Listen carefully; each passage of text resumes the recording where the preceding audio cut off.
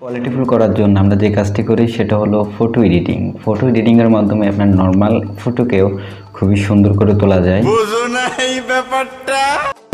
আরও বেশি সুন্দর হয় যদি আমাদের পিছনের ব্যাকগ্রাউন্ডটা খুবই সুন্দর থাকে।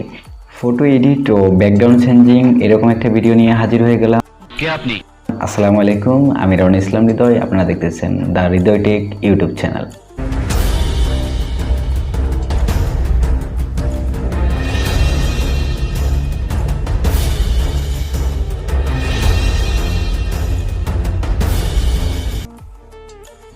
তো চলুন ভিডিওটি শুরু করি। তার আগে একটি কথা না বললে নয়, আপনি যদি আমার চ্যানেল নতুন হয়ে থাকেন অবশ্যই সাবস্ক্রাইব করুন। তো আমরা PicsArt অ্যাপ্লিকেশনটি ওপেন করব। ওপেন করার পর ফার্স্টে আমরা যে কাজটি করব সেটা হলো আমাদের ব্যাকগ্রাউন্ড পিক, যে ছবিটি আমাদের ছবির ব্যাকগ্রাউন্ড হিসেবে সেট করব সেই ছবিটি নিয়ে আসব। নিয়ে আসার পর আমরা এখান থেকে একটু ক্রপ করে নিব, একটু পারফেক্ট সাইজটা নিয়ে নিব। তারপর আমরা এখানে দেখবেন নিচে স্ক্রল করলে দেখতে পাবেন অ্যাডস ফটোতে ক্লিক করে আমাদের গ্যালারিতে যাবে। ছবিটি ব্যাকগ্রাউন্ডের সামনে লাগাবো, সেই ছবিটি সিলেক্ট করে নিয়ে আসবো।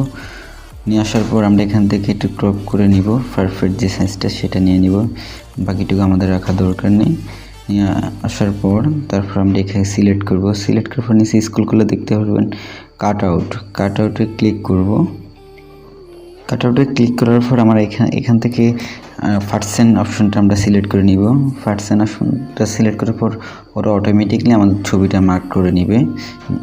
মার্ক করার পর আপনি এখানে যতটুকু বাড়তি আসছে ওদের মার্কে সেটা আপনারা রিমুভ করতে পারবেন, রিমুভ করে দিবেন যতটুকু বাড়তেছে। তারপর আমি আমার ছবিটি রিমুভ করতেছি, যেগুলো বাড়তি আসতেছে ওদের ক্যাপচারে সবগুলো আমি রিমুভ করতেছি। তারপর যেটা আসে না সেটা আমরা চাইলে ব্রাশ করতে পারবো, ব্রাশ করে সেটা অ্যাডজাস্ট করতে পারবো। আমাদের বডিতে যতটুকু অংশ দরকার সবগুলো আমরা এখান থেকে ব্রাশ করে নিব। ব্রাশ করে নেওয়ার পর আমরা এখানে উপরে টিক দেওয়া অপশনে ক্লিক করব। ক্লিক করার পর আমরা এখান থেকে একটু জুম করে দেখব কোথায় বসানো যায়, পারফেক্ট সাইজটা কোথায়, ছবিটির সাথে কোথায় বসানো যায় সেটা আমরা আগে দেখব। যেখানে বসালে আমাদের ব্যাকগ্রাউন্ড পিকের সাথে সুটেবল হবে আমরা সেখানে বসাবো। তারপর এখান থেকে আমরা সাইড শোটা দিয়ে দিব, তাহলে এটা একটু রিয়েলিটি মনে হয় ব্যাকগ্রাউন্ডটা, সেই জন্য আমরা সাইড শো অপশনে ক্লিক করে সাইড শোটা দিয়ে দিব। পারফেক্টভাবে বসানোর পর আমরা আগে দেখব সব কিছু ঠিকঠাক আছে কিনা। সব কিছু ঠিকঠাক থাকলে আমরা একটু জুম করে দেখি সব কিছু ঠিকঠাক আছে কিনা। অংশ বেশি আসলে সেটা উপরে ইরেজারে ক্লিক করে আমরা এখান থেকে চাইলে রিমুভ করতে পারবো। তারপর আমরা চলে যাব ক্রপে গিয়ে আমরা ফটোর যে সাইজটা সেটা নিয়ে নিব।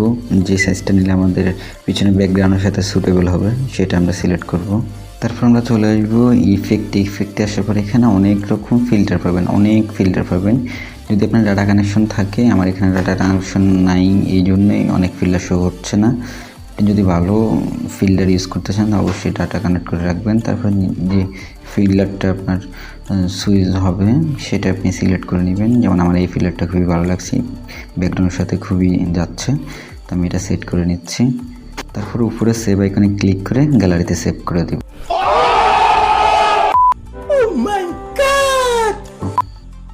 এইভাবে আপনারা খুব সহজেই ভিডিও এডিটিং করতে পারবেন, এছাড়াও পিছনে ব্যাকগ্রাউন্ডটা চেঞ্জ করতে পারবেন।